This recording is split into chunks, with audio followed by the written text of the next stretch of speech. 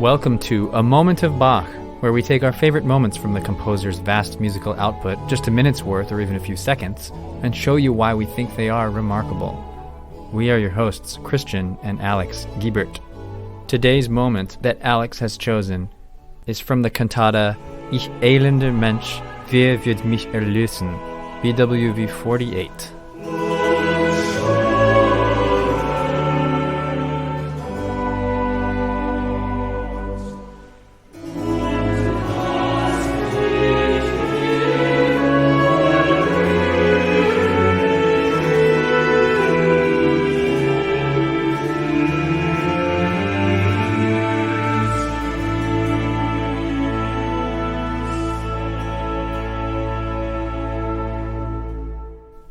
Where a chorale text offers him a picture, however external it may be, Bach takes this as the basis of his music. From Albert Schweitzer's J.S. Bach book. I've read through most of this book, and Schweitzer is big on Bach being a pictorial composer. In our example we just heard, if you know anything about Bach and have been listening to this podcast for a while, even if you don't know anything about the German language, I bet you know what the words mean, because you heard what the music said. The music speaks for itself.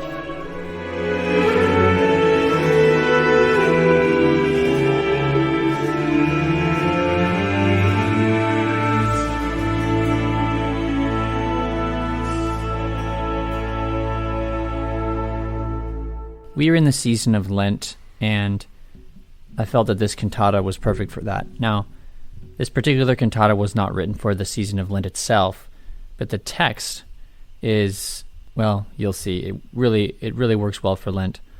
If you listen to one of these texts here, "O wretched man that I am, who shall deliver me from this body of death?" Well, not very optimistic words, are they, Christian? That's from the opening chorus. And before we get to my moment, which comes from a later movement, just listen to this opening chorus. Listen to the beginning melody played on the strings.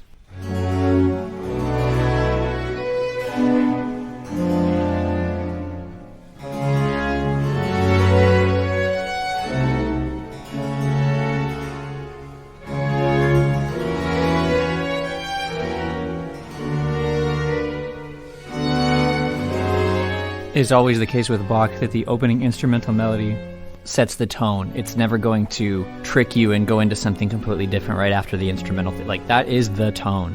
And man, does that ever express the words, "O wretched man that I am"?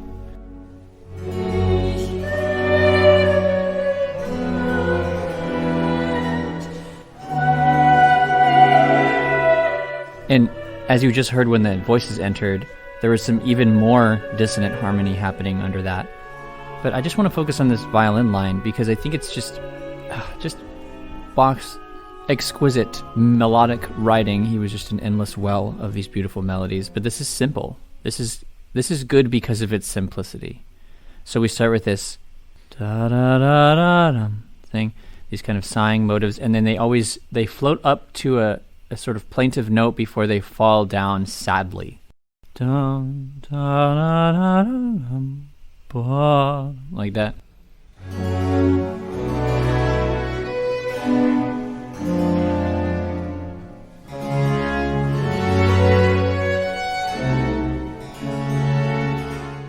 Listen to how this one floats up and then resolves. Da, a little bit higher,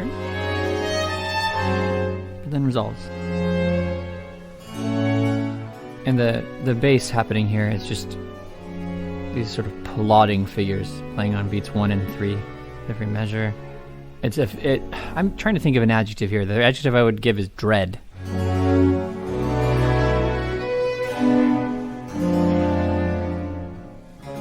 Dreadful. I guess that's actually the adjective. What do you think, Christian? Dread or foreboding? Mm-hmm. Yeah. Okay, not adjectives, but nouns, I suppose. Foreboding, dreadful. There we go. There's some adjectives. But maybe also peaceful in a weird way. I mean, at least it's not like the music is trying to stir us up with anything frantic at this point.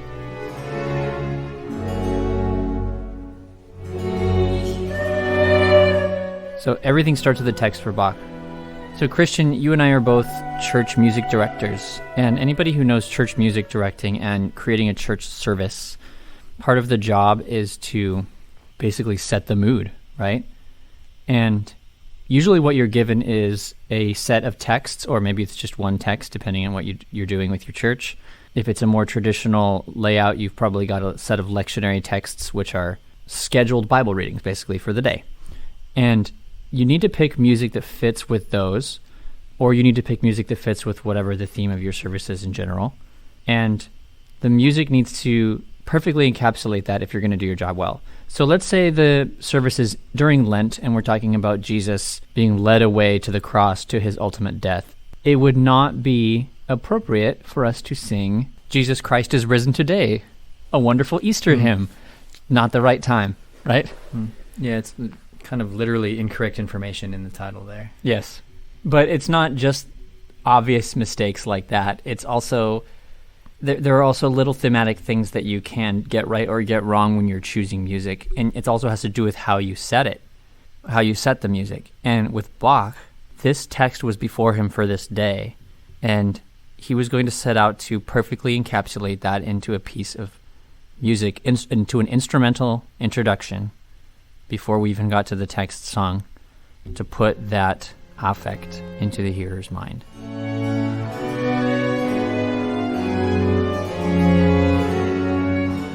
So Bach, as the pictorial composer, is, I think, one of the greatest strengths of him as a composer.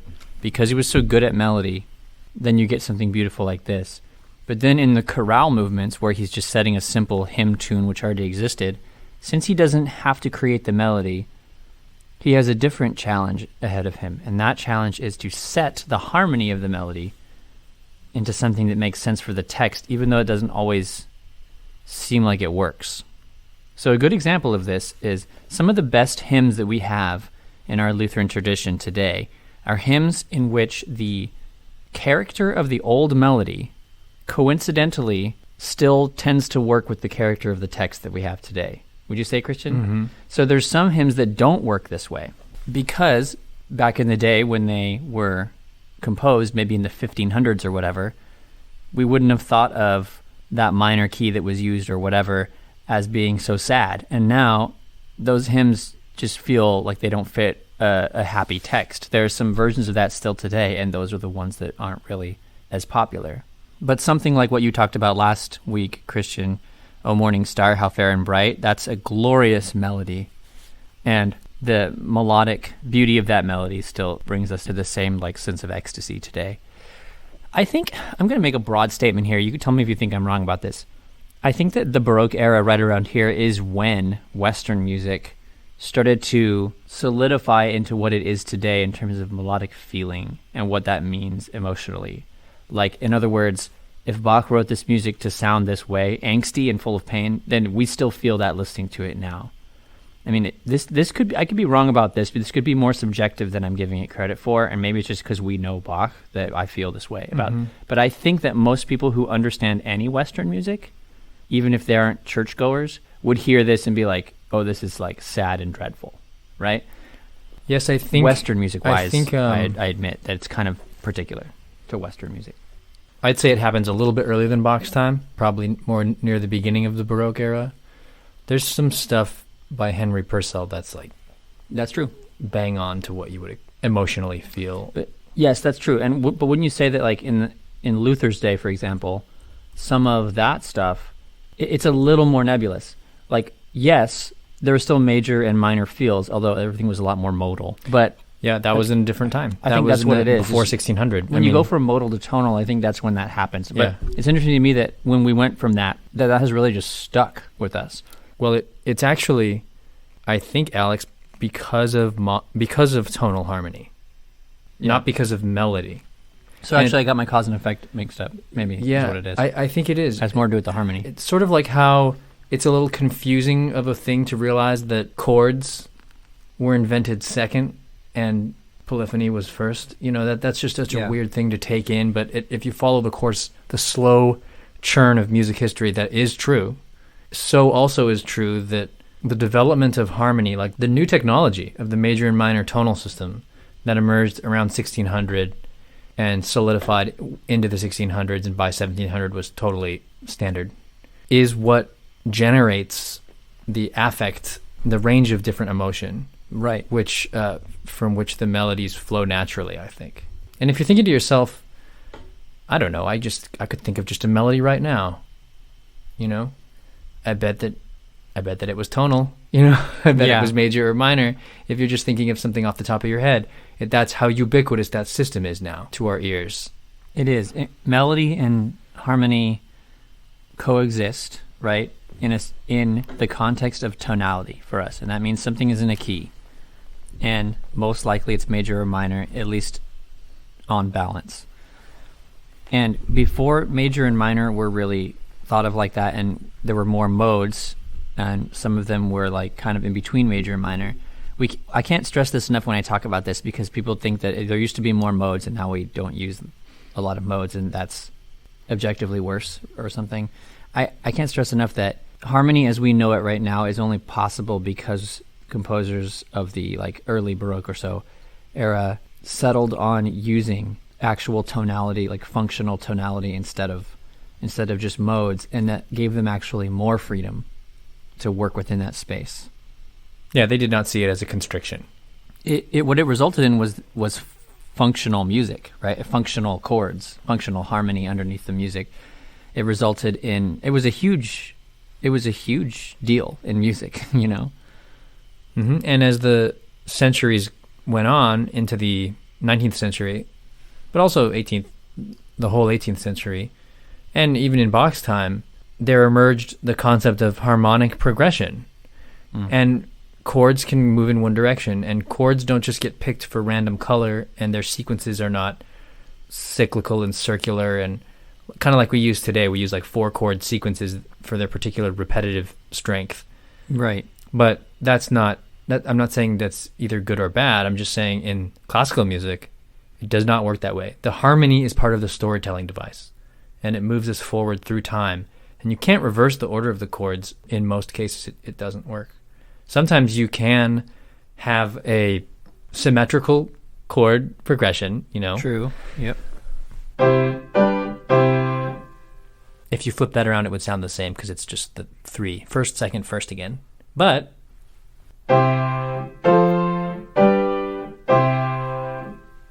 flip that around, retrograde it in time, like play it backwards in time.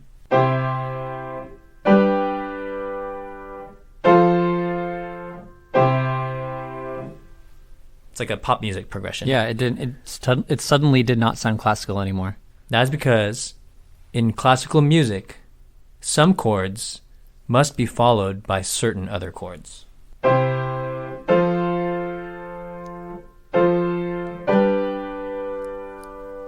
And they cannot go backwards. They must go forwards. And so, with the advent of that style of harmony, it gave grounding for melodies to have a little more character to them. I mean, medieval composers could have written melodies that sound like these hymns, and in fact, some of them come down to us from that time. But the fact is that now, with this clothing of harmony, of implied harmony with where the melody goes, it gives the melody more like character, and it makes you kind of empathize with the character of the melody more. And for something like what Bach created for this opening movement with the violins, it's a free composition for Bach. He's not having to put any other melodies in here, at least not yet, and we'll see in a second he will actually do that, because he can't help himself, because we'll talk about it in a second. But here you just have this violin melody with chords underneath, played on beats usually.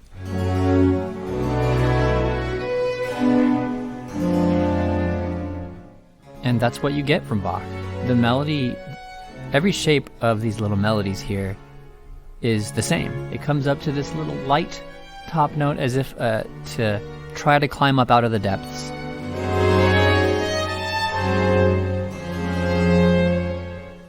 But it doesn't succeed, because then it always falls down to da. It's always painting a picture, telling a story, and it's doing that through not just the shape of the melody that I described, but it's doing that through the tonality of what's happening under it. The harmony is telling a story, and it's pushing us. I used the word dread before. It's pushing us along in this sense of dread. The rhythm is doing that too, actually. Everything is working together. That's why Bach is a masterful composer. Nothing in here, no choice that is made in here is made lightly or for no reason. In a creative sense, I doubt that Bach actually had every single one of these ideas in his forefront. It was more just he had really good musical instinct, having honed that for years. Yep. And of course, having practiced his craft for that long. But also, we have to admit that he was his brain was special too, right? There's a reason why he had an unbelievable technical skill of counterpoint. So this beautiful music, it could be enough, right, to have that lovely violin melody and then have these voices come in on their little sad da-da-dum thing on the elender Mensch thing. But it's not just that. He also has 2 horns or trumpets, although they kind of sound like oboes, don't they? Because in the Baroque trumpets have that milder sound than what our modern trumpet has. Is it not one trumpet and then the other is 2 unison oboes? It says, oh, you're right. Yeah. Interesting. They must split up later. I don't know the rest of this cantata as well. Wait, I wonder what the reason is why there's 2 oboes.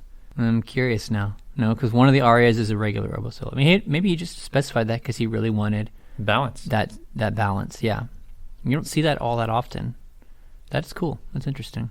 Yeah, so what you're about to hear there is a trumpet enter on a chorale tune. This would have been a tune that hearers might have known. And the singers aren't singing this chorale tune. Bach just puts it in.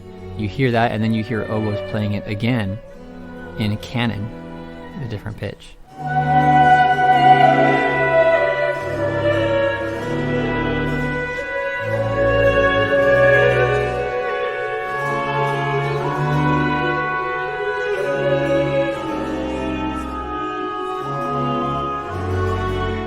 Just to be clear, it sounds like I think earlier I said that melodies come forth only from harmony, modern major and minor tonal harmony.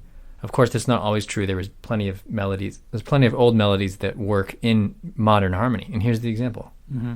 Bach set a countless number of old melodies that were invented before his modern tonality, and he set them in to a framework that works for his contemporary tonality. He altered rhythms and notes to do so, actually. Yeah, and a famous example is Mighty Fortress Is Our God, which is a classic Lutheran anthem written by Martin Luther himself.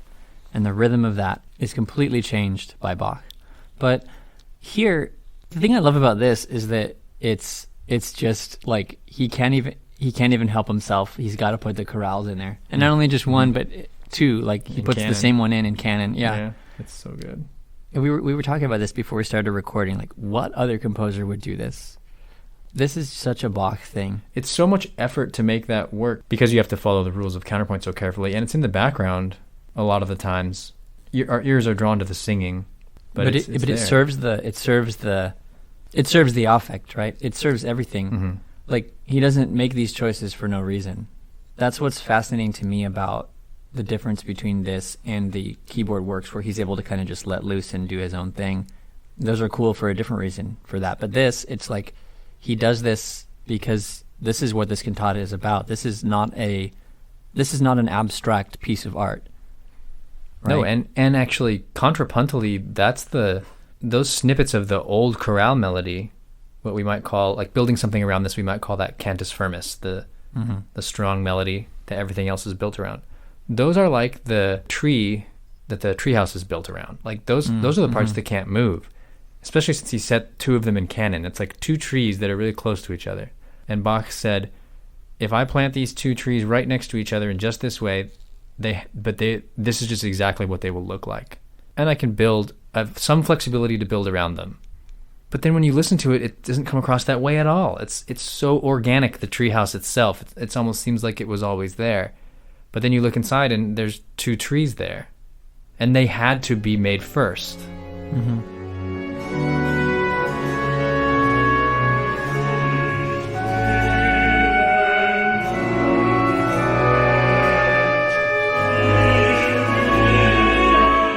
And also, Bach is such a poet, because he's even though he usually didn't write his own text for this stuff, and this is no exception, the chorale text was an old hymn text, and then the other stuff, like the recitatives and stuff, and the opening chorus was by some anonymous librettist. But he was so good with words, Bach was, and how he would set them.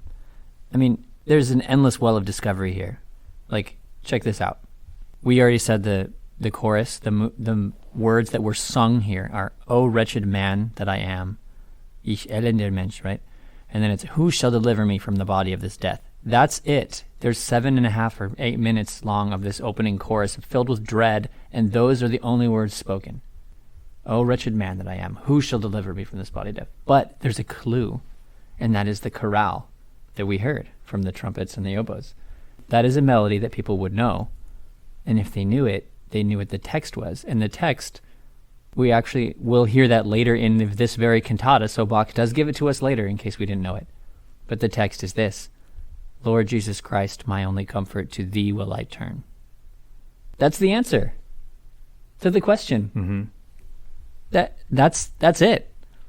Who shall deliver me from the body of this death? Right? It's there. You just have to look for it. It's all there. This is what I love about the Bach cantatas. Because as much as I do love those keyboard works that are more abstract and not about anything, these cantatas are always full of meaning because Bach cares about that stuff. And that chorale melody is there to answer the question that is in this first movement. I bet that the librettist didn't say, "Oh, you know what, you should put that in there." I bet that was Bach.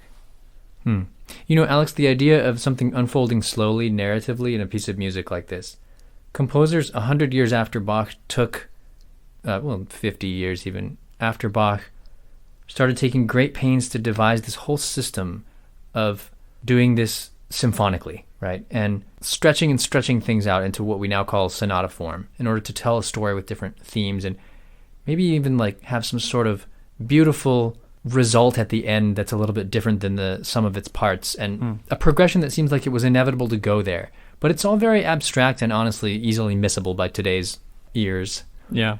However, this Baroque music doesn't have sonata form, and we don't think of progression in that long-term way. Music theorists don't in Baroque music. But it's all in the text. It's all there. Bach absolutely engineered this whole thing. Like you said, he planted a seed at the beginning. We are like wallowing in miserable despair at the beginning. But if you knew your music, if you knew your hymns, you would know that there was a tiny glimmer of hope. If you didn't know your hymns, you didn't know this. Mm-hmm. So it was there, and you had to wait till the end for that shining light, the only comfort of Jesus Christ, to reveal himself on the final chorale. Musical storytelling over an extended piece of work. It's very advanced skill. Yes.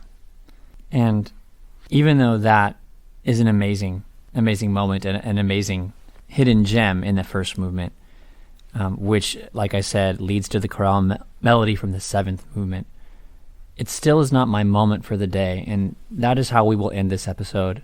We will end it with my moment, which is from a middle chorale movement. And I want to just play this for you and show you, because if you know us, you'll know that once I heard this, I thought, oh, well, that's it. Like, this is a moment. The harmony, right? We've been talking about harmony. What Bach does with this melody, which is a melody he did not write, how he arranges it to set the text is what is remarkable here. If it has to be, this is what the text says, if it has to be that punishment and agony must follow after sin, then continue here on earth and spare me there in heaven, and let me here do penance. And now here is that middle chorale movement.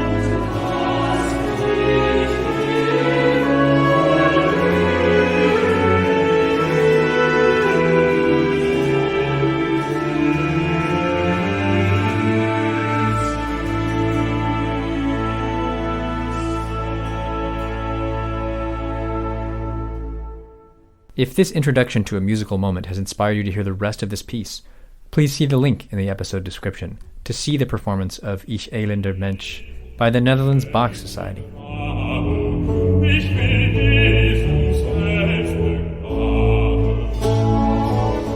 To hear our new episodes as we release them, find us on your podcast app.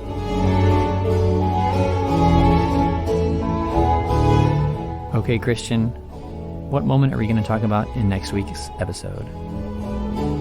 In next week's episode, we talk about 3 transitional moments between pairs of movements in the St. Matthew Passion. Until next time, enjoy those moments.